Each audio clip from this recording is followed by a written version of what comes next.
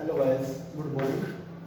Circle पढ़ रहे हैं हम लोग, 6 लेक्चर हो गए हैं and according to R D Sharma 15.4 तक हम लोगों ने कंप्लीट कर लिया। आई होप आप लोगों ने सभी क्वेश्चंस कर लिए होंगे। लास्ट पर मैंने आपको वीडियो लेक्चर से 15.4 की सभी थ्योरम्स बता दी थी और जो उसके क्वेश्चन है वो मैंने जो मैं आपके थ्रू या अगर मैंने आपको करने के लिए बोला था, सिंपल क्वेश्चन है विद एग्जांपल्स। आई होप आप लोगों ने कर लिया। ओके, तो आज हमारा जो नेक्स्ट टॉपिक है वो है साइक्लिक क्वाड्रेटरल। ध्यान से देखेंगे, इजी टॉपिक है। वही पहले कुछ थ्योरम्स हैं 7 to 8, फिर आपके एक्सरसाइज है। ठीक है, शुरू करते हैं। साइक्लिक क्वाड्रेटरल पहले भी आया है आर्टिकल, ठीक है, बटा मटेरियल में देखेंगे cyclic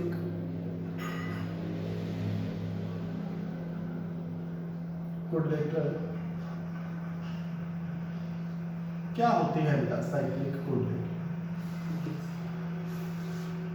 all four vertices lies on circle is known as cyclic quadrilateral। वो क्वाड्रेटर जिसके सभी 4 वर्टिसेस सर्कल के ऊपर लाई करते हैं, आप उसको साइक्लिक क्वाड्रेटर बोलते हैं। A quadrilateral is known as cyclic quadrilateral if all 4 vertices of quadrilateral lies on circle। For example, this one is my cyclic quadrilateral, A, B, C and D, all 4 vertices lies on circle। doesn't matter कैसे भी हो, basic definition से आपको चलना है। this one is my cyclic quadrilateral, A, B, C and D। okay,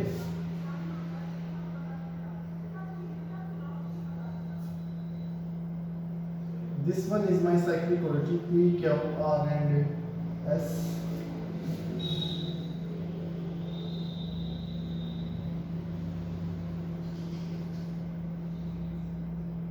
A, B, C and D क्या ये cyclic क्वाड्रेटर है? A, B, C, D is not cyclic quadrilateral because 3 vertices lie on circle B, C and D। A is not lying on circle, भले ही A centre हो, ये क्या हो? Centre. This one is not cyclic quadrilateral। Clear होगा cyclic क्वाड्रेटर? हाँ जी, आगे theorem 1 देखो, cyclic क्वाड्रेटर की एक डेफिनेशन और आ जाएगी यहाँ से। Theorem 1, the sum of either pair of opposite angles, लिखो theorem 1, the sum of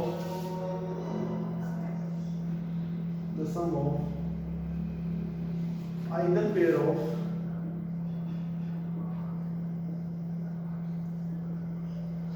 opposite angles of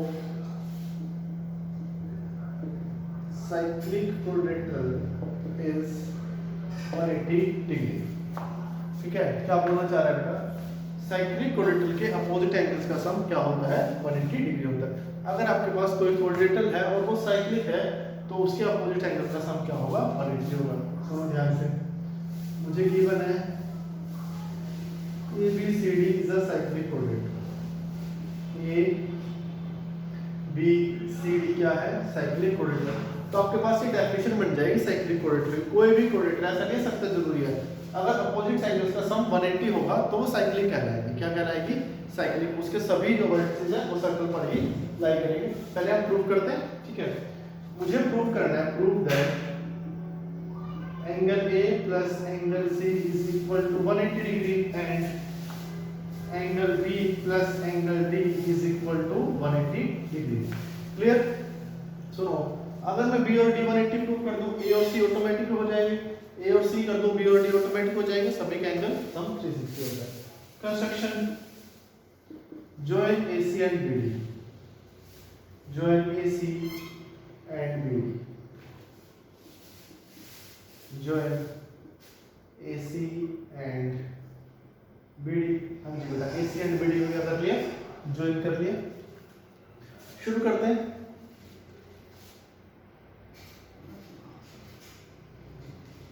angle 1 is equal to angle 2। क्यों भाई? Angle made by same arc AB। AB से बने हैं, या AB कोड से लगा लो, AB कोड से सेम सेगमेंट में एंगल बने हैं, तो आप लिख लो angle in same segment. Angle in same segment by code AB। AB code से सेम सेगमेंट में एंगल बनेगा, देख लो AB कोड से। ओके हाँ जी, ये अगर 3 होगा तो ये 4 होगा, कोई दिक्कत? 3 और 4 भी इक्वल होंगे बेटा, BC कोड से बने। किससे बने हैं? BC कोड से। तो लिख सकता हूँ angle 4 is equal to angle 3। ध्यान से लिखना भाई, थोड़ा तरीके से लिखना। अगर ये तो आप अगर ऐसे लिखोगे तो बहुत बढ़िया है, 1 1 लिख लो, इसको 2 2 लिख लो, तो सबसे बढ़िया काम होता है। तो चलो कोई बात नहीं, 1 2 3, बट आप 1 और 4 को एक साइड रखना, क्योंकि इसे D बनाना है मुझे। क्या बनाना है? D बनाना है। ओके, ये आ गया समझ में? ये लिख लोगे angle in same segment by code BC। Adding 1 and 2, equation 1 and 2 को ऐड कर दिया। इक्वेशन 1 एंड 2 को क्या कर दिया? ऐड कर दिया। ऐड करूंगा तो angle 1 plus angle 4 is equal to angle 2 plus angle 3 आ जाएगा। एंगल 1 प्लस 4 क्या बनता है? Angle D is equal to angle 2 plus angle 3। Okay बेटा, चलिए मुझे क्या चाहिए? B प्लस D चाहिए। ये क्या आ गया? D आ गया। इस साइड आ गया एंगल 2 प्लस एंगल 3। अब सुनो, दोनों तरफ B ऐड कर देता हूं, कुछ फर्क नहीं पड़ता, सेम क्वांटिटी में एंगल। तो angle B plus angle 2 plus angle 3। Angle B का मीनिंग है कंप्लीट एंगल। Okay, ABC। तो angle B 2 plus 3 in triangle ABC, ये triangle ABC 2 plus 3 plus angle B is equal to 180। 2 plus 3 plus angle B is equal to 180। It means by angle sum property angle B plus angle D, ये क्या बन जाएगा? Angle sum property से 180 degree हो जाएगा। तो B और D का सम कितना आ गया? 180। अगर बेटा किसी कोऑर्डिनेट्स के दो एंगल का सम 180 है, थर्ड एंगल का सॉरी थर्ड और फोर्थ एंगल यानी बाकी दो एंगल्स का सम भी क्या होगा? 180। Very easy. तो आपको क्या समझ में आया? कोई भी साइक्लिक कोऑर्डिनेट है उसके अपोजिट एंगल का सम क्या होता है? 180। That is the basic definition of cyclic coordinate. A coordinate having opposite angles are supplementary. Having opposite angle sum 180 is known as cyclic coordinator proof and basic definitions. ये भी basic definition, ये भी basic definition. Clear? आगे बढ़ते हैं। Second theorem.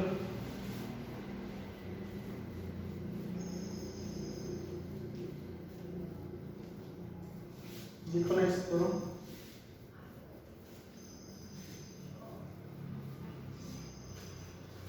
Theorem 2,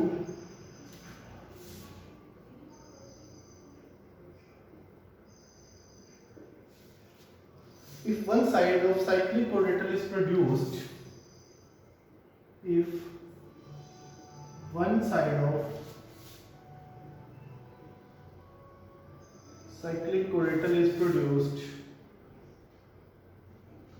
then the exterior angles so formed, then the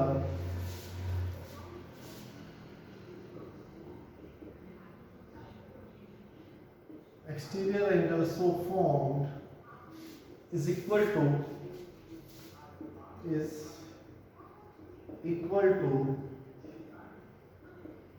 interior opposite angle of cyclic coordinator is equal to interior opposite angle. If one side of cyclic coordinator is produced, then the exterior angle so formed is equal to interior opposite. Very simple. आप ऐसे बोल सकते हो exterior angle of a cyclic coordinator is equal to interior opposite. That's all. क्योंकि exterior angle side को produce करने से ही बनेगा। करो इसको जल्दी से।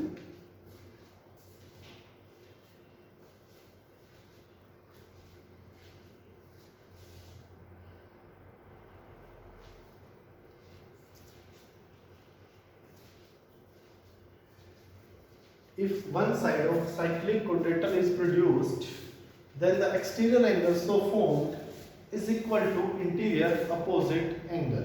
Okay, शुरू करते हैं। बेटा ये मेरे पास cyclic coordinator है, ऐसे क्वेश्चन तो बस आपको प्रॉपर्टी ध्यान रखनी है, काम आएगी कभी ना कभी आपको। A B C D क्या है? cyclic coordinator। A B को प्रोड्यूस कर दिया तो ये बन गया बेटा exterior of B। exterior of B मुझे क्या प्रूव करना है? Exterior exterior angle B is equal to interior opposite angle D. Interior के लिए लिखना जरूरी नहीं होता, एंगल डी का मीनिंग इंटीरियर ही होगा। ओके, ये मुझे शो कर। चलिए साइक्लिक कोऑर्डिनेटर का तो मुझे पता है angle B plus angle D is equal to 180 degree होगा। अच्छा, और भी मुझे पता है angle B plus exterior of angle B is equal to 180 होगा। ये तो साइक्लिक कोऑर्डिनेटर की वजह से होगा और ये लीनियर वेव की वजह से होगा। ये फर्स्ट इक्वेशन और ये सेकंड इक्वेशन, दोनों 180 के इक्वल, दोनों आपस में भी इक्वल है। From 1 and 2 angle B plus angle D is equal to angle B plus exterior of angle B, खत्म हो जाएगा। Angle D is equal to exterior of angle B. साफ साफ दिखाई दे रहा है बेटा, यहाँ से देख लो। अगर ये 1 है, ये 2 है, 1 और 2 का सम 180 है, 1 और इसका सम भी 180 है, 1 और 2 का सम भी 180 है, 1 और 3 का सम भी 180। It means 2 is equal to 3 होगा। अच्छा, यहाँ से अगर आप देखोगे तो ये एंगल ए के इक्वल आएगा। ओके, कहीं से ही प्रोड्यूस करोगे इंटीरियर अपोजिट के इक्वल हो जाएगा। That's all. Clear second theorem. Third पर चलते हैं। देखो बेटा, आपको क्या करना है, कोई दिक्कत नहीं है, हमारे पास काफी टाइम है, आराम से अच्छे से करना है। एक दिन में थ्योरम्स कर लो, अगर आप 7-8 थ्योरम्स अच्छे से कर लो खुद से, फिर एक दिन एक्सरसाइज कर लो, एक दिन एग्जाम्पल कर लो। अभी स्टार्टिंग के लिए आप लोग इतना ही करो, ठीक है। आरडी शर्मा कंप्लीट कर लो, फिर हम रेजोनेंस, एलन या जो भी आपकी एस चांद की बुक है वो भी कंप्लीट करने वाले, ठीक है।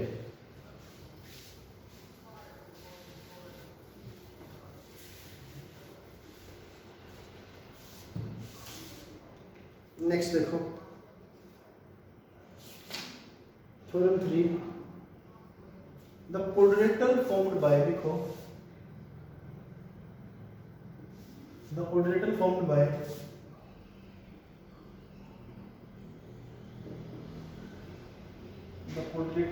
Bye angle bisector of cyclic quadrilateral, एंगल bisectors of cyclic quadrilateral is also cyclic quadrilateral। हाँ जी बेटा, क्या बोल रहा है पहले सुनो फिर ट्राई करना। The quadrilateral formed by angle bisector of cyclic quadrilateral is also cyclic quadrilateral, ठीक है। अब मुझे साइक्लिक क्वाड्रेटर की डेफिनेशन समझ में आ गई है। क्या होता है, अपोजिट एंगल्स का सम 180 होता है, ठीक है। शुरू करते हैं। साइकिल सर्कल में बनाने की जरूरत नहीं है, बना लेते हैं। आपको सर्कल में बनानी, ये मेरी cyclic quadrilateral A B C and D. Angles को बाइसेक्ट करते हैं। एंगल्स बाइसेक्ट जरूर थोड़ा ना डायग्राम किया आप सोच रहे हो ए को मीट करो और सी को बाइसेक्ट करो, दोनों मीट कर जाएंगे, नहीं। ये ए को बाइसेक्ट किया, ये सी को बाइसेक्ट किया, एंगल्स को बाइसेक्ट किया है ए और सी को। फिर बी को बाइसेक्ट किया, ऐसे लाइन आ गई, और फिर डी को बाइसेक्ट किया, ऐसे लाइन आ गई। तो मेरे पास एक क्वाड्रेटर बनी है, साइक्लिक क्वाड्रेटर पे मैंने एंगल्स बाइसेक्ट किए, तो एक क्वाड्रेटर बनी है P Q are and S. ये जो पी क्यू आर एस क्वाड्रेटर बनी है, आपको इसको साइक्लिक प्रूव करना है। ओके, शुरू करते हैं। देखो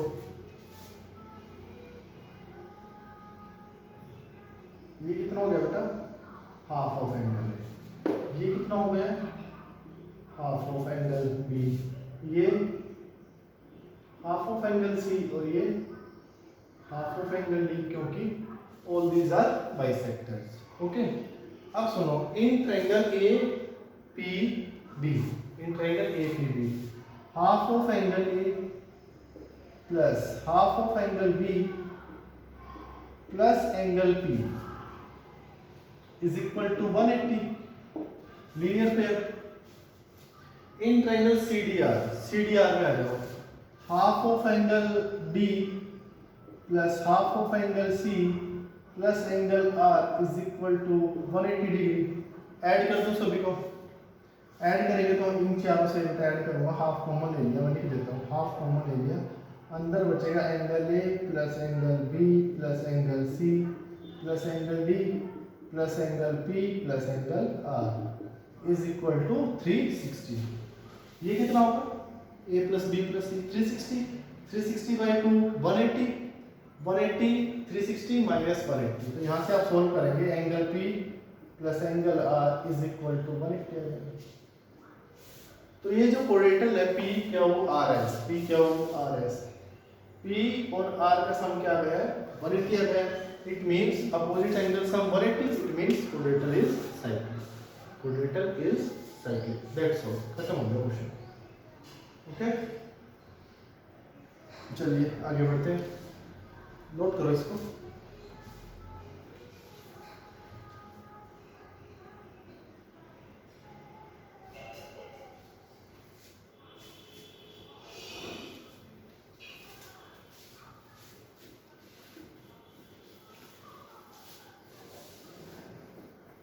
नेक्स्ट करो, ट्राई करेंगे आप लोग। थ्योरम 4 लिखो। If two sides of cyclic quadrilateral are parallel, if two sides of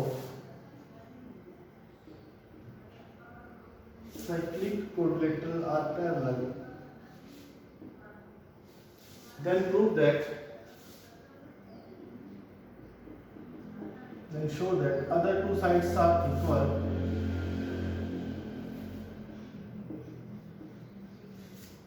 other two sides are equal, दोनों साइड्स आपस में क्या होंगे? Equal to each other, equal to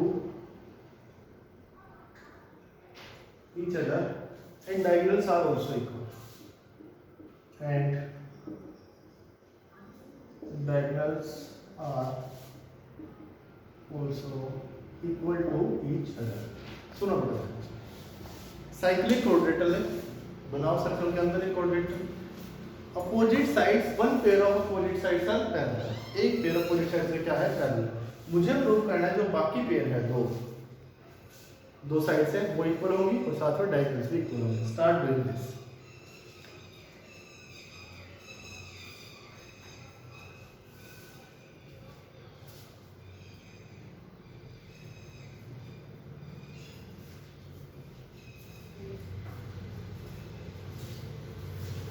Two sides of cyclic quadrilateral are parallel। अच्छा, मुझे parallel दी है, other sides equal और diagonals भी इक्वल प्रूव करना। स्टार्ट डूइंग दिस, करो जल्दी से। चलिए देखते हैं क्या होगा इसके अंदर, शुरू करते हैं। देखो बेटा, ये मेरा सर्कल है, क्वाड्रेटिक मेक कर लेते हैं हम लोग।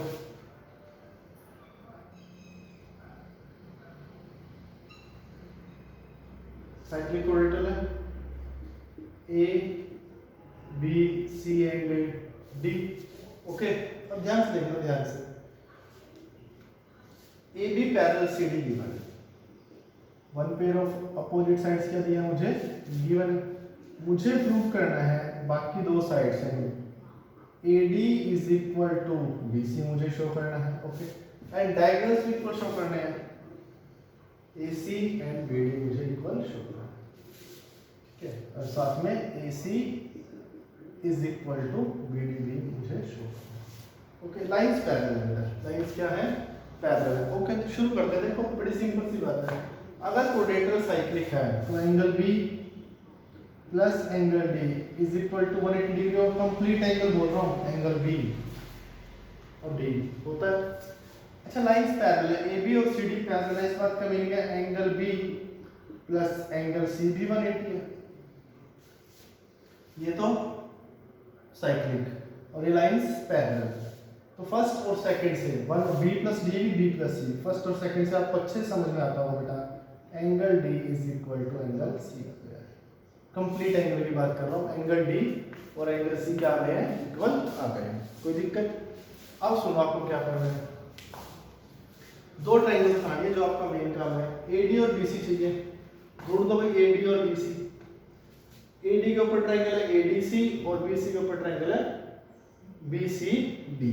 चलो ये एसी और बीडी, बट थोड़ा ढंग से उठाना। तो बेटा एडी के ऊपर ट्रायंगल है ADB A D B, but मैं इसमें कर नहीं पाऊंगा क्योंकि ए और बी इक्वल नहीं होगा। उसमें देखो सी और डी पूरे पूरे इक्वल है, ध्यान से सुनना। इन ट्रायंगल ये प्रूव करना था तो मैंने ट्रायंगल उठा ली A D C, and triangle B C D उठा ली। D C is equal to D C common, कोई दिक्कत?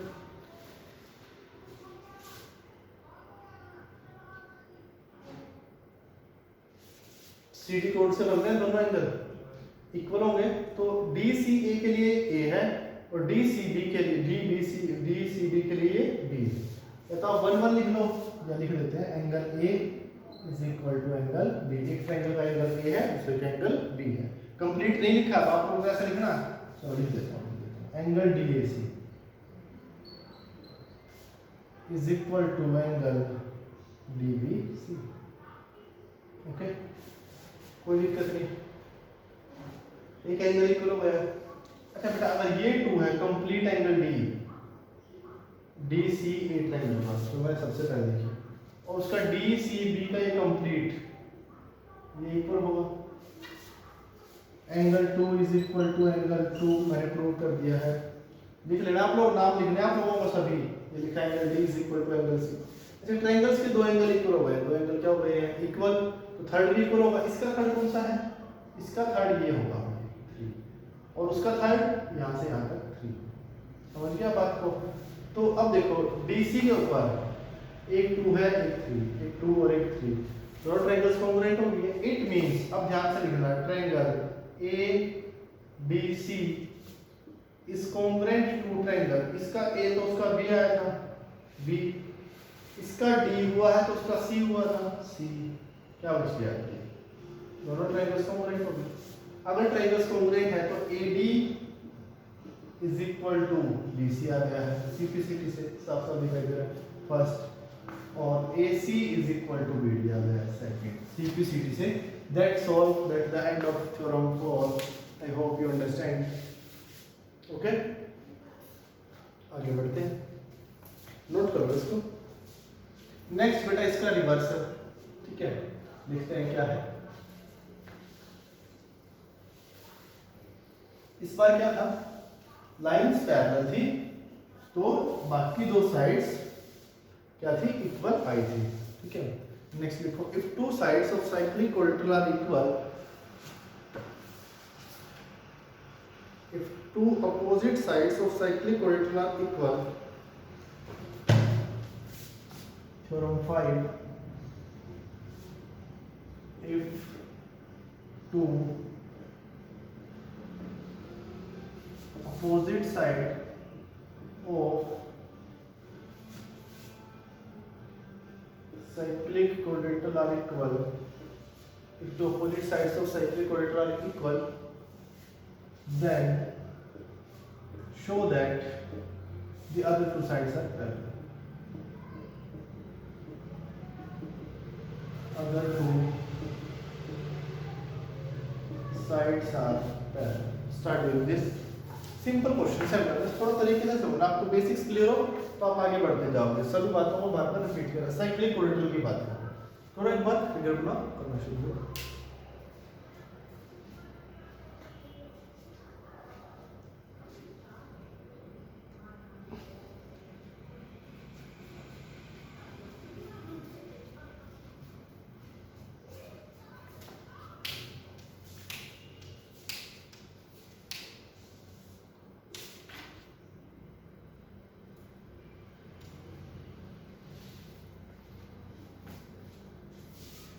हाँ जी देखो, if two opposite sides of a cyclic collateral are equal, मैं एक cyclic collateral कंसीडर कर लेता हूँ।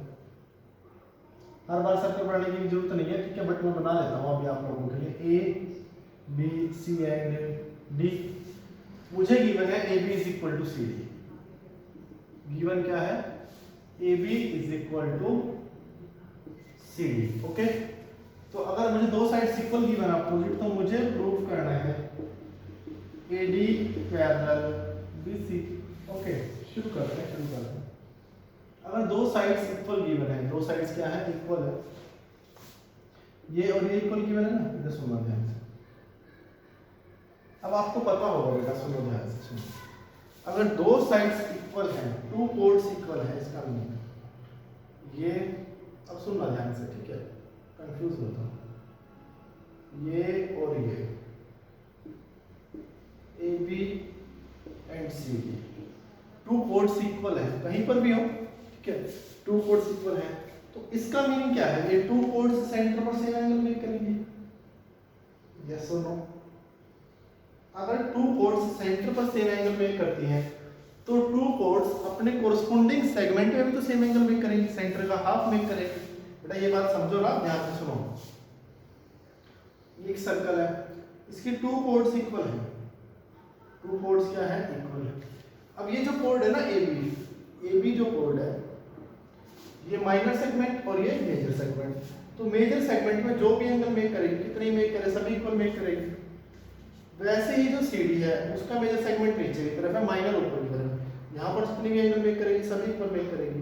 बट मैं आपको बताना चाह रहा हूँ, ये वाला एंगल और ये वाला एंगल, जो ए बी एंगल बनाएगी सेगमेंट में वही सीडी बनाएगी, क्योंकि दोनों इक्वल है, दोनों सेंटर में सेम बनाएंगी, दोनों अपने अपने बड़े सेगमेंट्स में।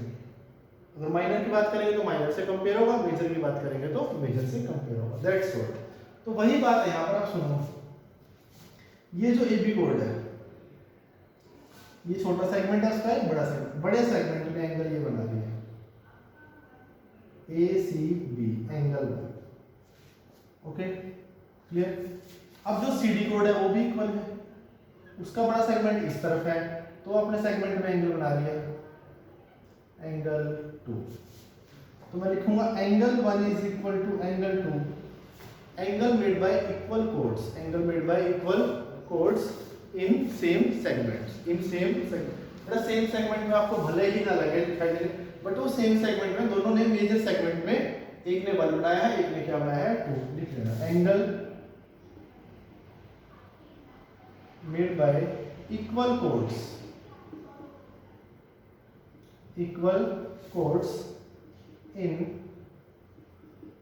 मेजर सेगमेंट, दोनों ने अपने अपने मेजर सेगमेंट में एंगल बनाया तो इक्वल होंगे। अच्छा बेटा, अगर एंगल 1 और एंगल 2 इक्वल है, angle 1 and angle 2 are alternate interior angle, that's why these are equal, so AD parallel BC, that's all.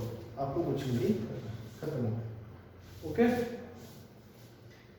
एक थ्योरम आपको दिया जा रहा हूं जो आप ट्राई करेंगे, ठीक है, फिर हम नेक्स्ट लेक्चर में इसको देखेंगे। ये करवा भी दूंगा मैं आपको, बिल्कुल सिंपल सी, आप लोग एक बार ट्राई करो, टाइम बचता तो मैं उसका करवाऊंगा। If the non-parallel sides of a trapezium are equal, if non-parallel sides of a trapezium, important है भैया, रिजल्ट आपको माइंड में रखने हैं। If non-parallel sides of a trapezium are equal, एक ट्रेपेजियम है बेटा, नॉन पैरेलल साइड्स क्या है, इक्वल है, ऐसी ट्रेपेजियम को आप आइसोसेलेस ट्रेपेजियम भी बोलते हैं। Non parallel sides equal, show that it is cyclic, it is cyclic coordinate. मुझे शो करना है वो कोऑर्डिनेट कैसी रही होगी, साइक्लिक रही होगी, ओके। शुरू करते हैं। तो आपको ध्यान रखना है आइसोसेलेस ट्रेपेजियम हमेशा साइक्लिक होती है, ठीक है। ये मेरे पास ट्रेपेजियम है,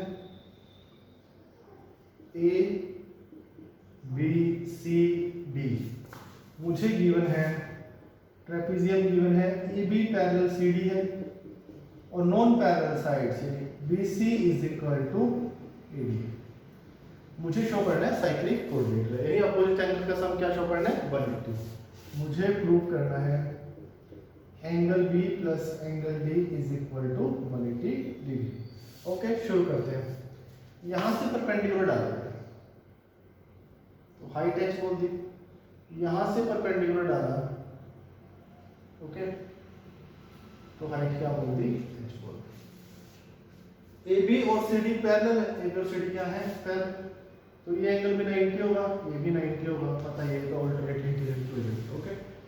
अब सुनो, बड़े आराम से दोनों ट्रायंगल्स कॉन्ग्रुएंट हो रही हैं, H और H AD is equal to BC given है, एंगल 90, एंगल क्या है 90, by RHS, by RHS triangle ADE is congruent to, A की जगह B आएगा, D की जगह C आएगा और E की जगह F आ जाएगा। दोनों ट्रायंगल्स क्या हो गए बेटा, कॉन्ग्रुएंट हो गए।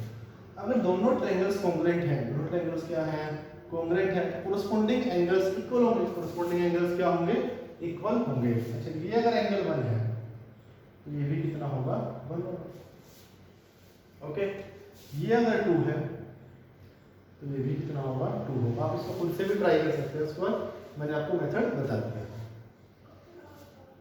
तो ये कंप्लीट एंगल C और D आपस में इक्वल है, 90 + 2 90 + 2, it means angle C is equal to angle D आ गया, और A और B भी इक्वल आ गए, and angle A is equal to angle B। यहां तक आ गया समझ में? मुझे B और D 180 प्रूव करना है। B और C, angle B plus angle C is equal to 180 degree, consecutive interiors parallels के बीच में जो एंगल बनेंगे, C और D इक्वल है। Opposite angle sum 180, it means coordinate is cyclic. तो आज का आपको होमवर्क के लिए है, अगर 15.4 से कुछ पेंडिंग है तो आप वो कंप्लीट कर लें। उसके बाद आपके 7 थ्योरम्स, ठीक है, खुद से फिर नोटबुक में। Okay, thank you.